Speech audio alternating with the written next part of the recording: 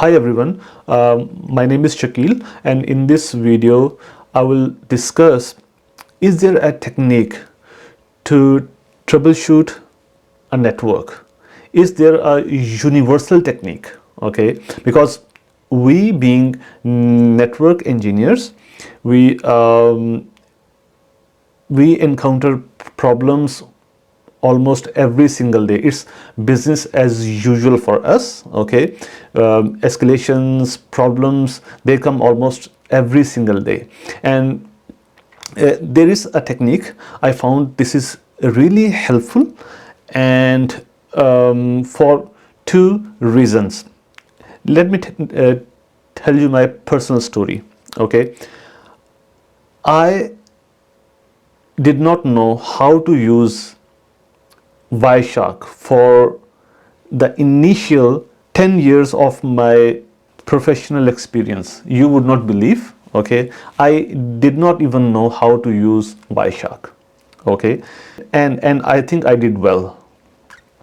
I still solved so many problems, maybe hundreds of problems, and I think most of them were solved within the SLA, and I think most of them were solved within the SLA, service level agreement. Secondly, in the CCIE exam, like this CCIE exam, there is no Wireshark. I'm not sure about now, but when I passed my CCIE back in 2014, they don't give you the access to Wireshark. So it means that most of the problems at the network layer and below, layer 3, 2 and 1, those problems can be solved without Wireshark, right?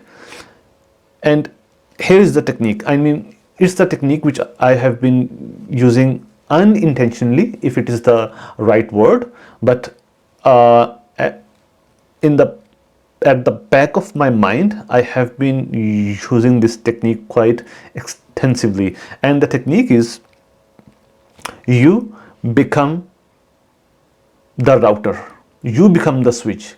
Okay, simply whenever you encounter a problem, okay, whenever you receive an escalation, if you can identify the device, the switch or the router, you simply need to download the running configuration of that device in your head, okay, and then compare the incoming packet, okay, with that configuration, the running configuration that you have in your head, right? You might need to ask some questions, like if the issue is between the core devices, then it should be simple, right? You can just go onto the other device. Like if you have two devices and you have you're having an issue between these two devices, you can, I mean, you have access to both the devices, and you can find out what this device is sending and what you are receiving at